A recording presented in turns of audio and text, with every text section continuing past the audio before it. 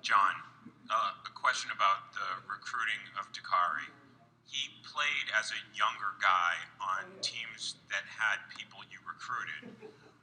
When do you think that he first made an impression on you, and when did things sort of ratchet up to the place where he was a guy you wanted? Dakari, how long did you live in Lexington, Kentucky? 2 years. So he had lived in Lexington, Kentucky. So we had said, everybody said, you got to keep an eye on this young man. He was a real young player when I was recruiting Michael. And I had watched him. And he just all of a sudden transformed himself. He was getting up at 6 a.m. He was working out. He changed his body. He became a guy that he's pretty fast. And all of a sudden his skill changed, except his free throw shooting. His skill changed. And I went in and I'm like, you know what? We got to get this kid. And we went into Florida, and Mom was there, and he's got a really strong mother and family. And, I think he always had something in his heart for Kentucky. I would think that because he had lived there, I would say. And it was just us making sure it was right for him. All the way to the back and all the way to the left. Coach Dennis Alfonso to San Antonio. Can you talk about if there's an advantage that you've played here before and having three guys on your team from Texas? Well, it's advantage we played in this building on that floor exactly where it's placed. The disadvantage is we lost.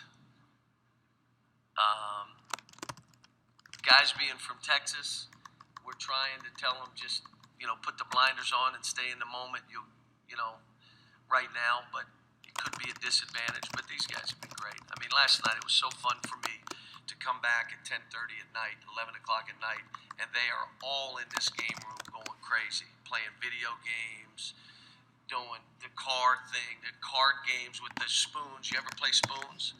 They're in there yelling at each other, and I walk in and I'm like, I have 15-year-olds I'm coaching. Look at this.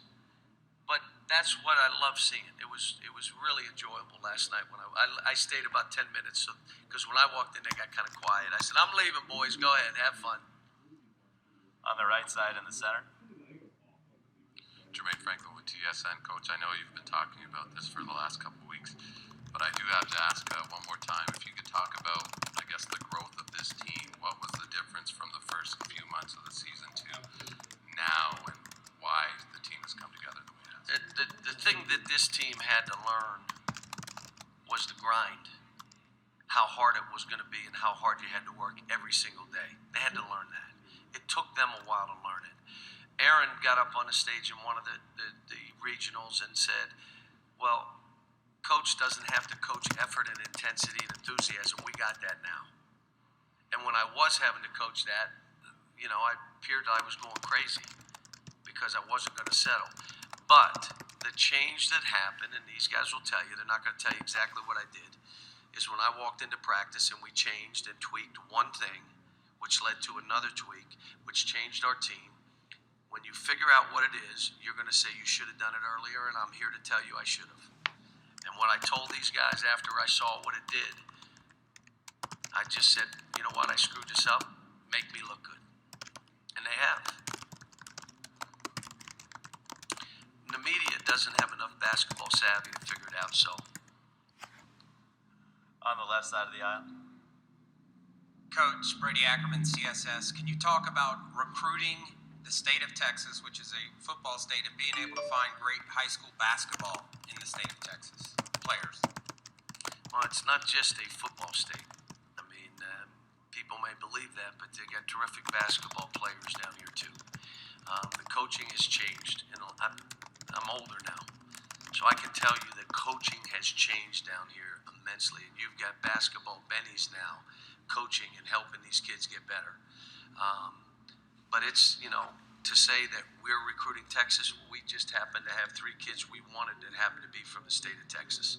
Yes, we're recruiting Texas and all, but we recruit every state. So, but I will tell you, the coaching here from the late 80s, early 90s to now, it's not even, the coaching now in this state is as good as anywhere.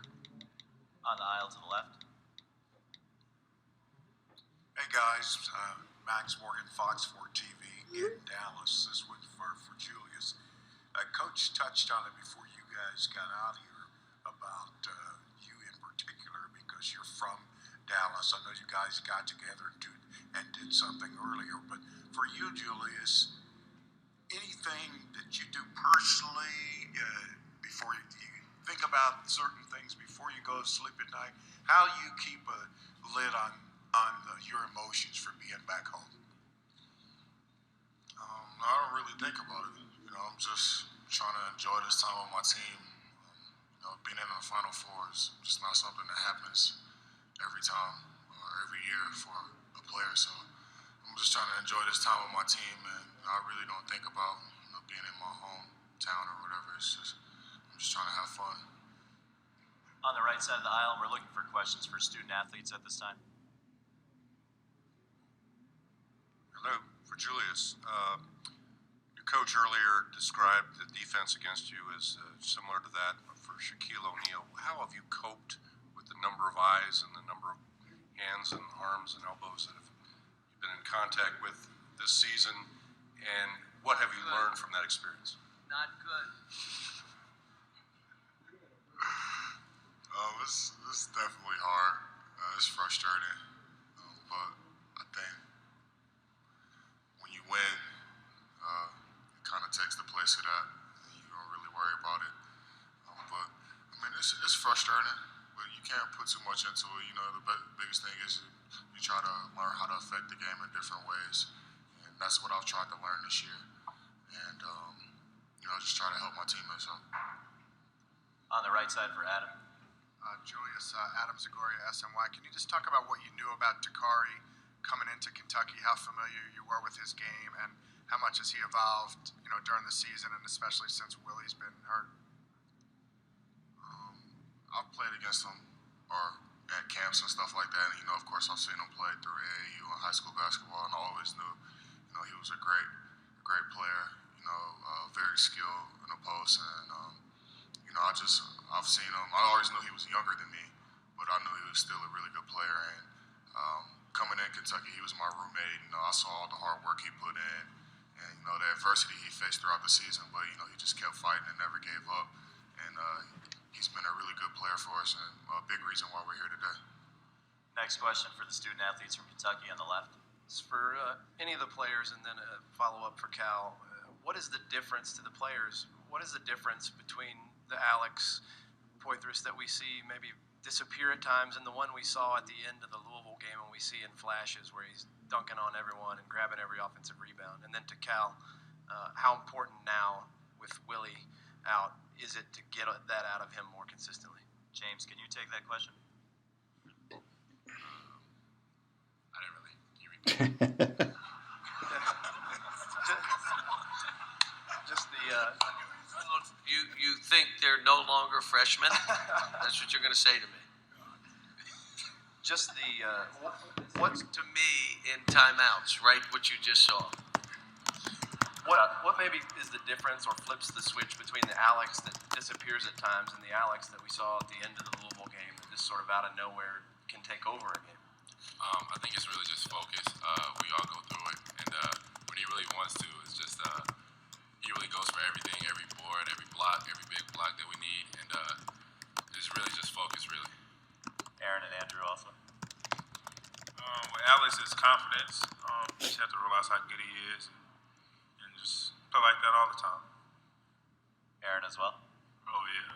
Just like these two said, basically it's Alex confidence. Alex can do anything he wants to do athletically, and if he puts his mind to it, he can do it. So The guys, the major thing is confidence. He is physically so far beyond where he was a year ago, it's not close. His skills have improved so much from last year. The only thing that holds him back is himself believing that he is. We all look at him as a beast. There are things he does in practice, and these guys stop. Do that in the game. And so we're just trying to get him. He's got to believe like we believe in him, but it's hard. Because last year was a struggle to get in shape, to get his mind right. But I'm telling you, he is a terrific player. And if we're to do something special this weekend, you will all be talking about him this weekend. We'd like to thank Coach Calipari, Julius, Andrew, Aaron, James, and Dakari for joining us here in the interview room. The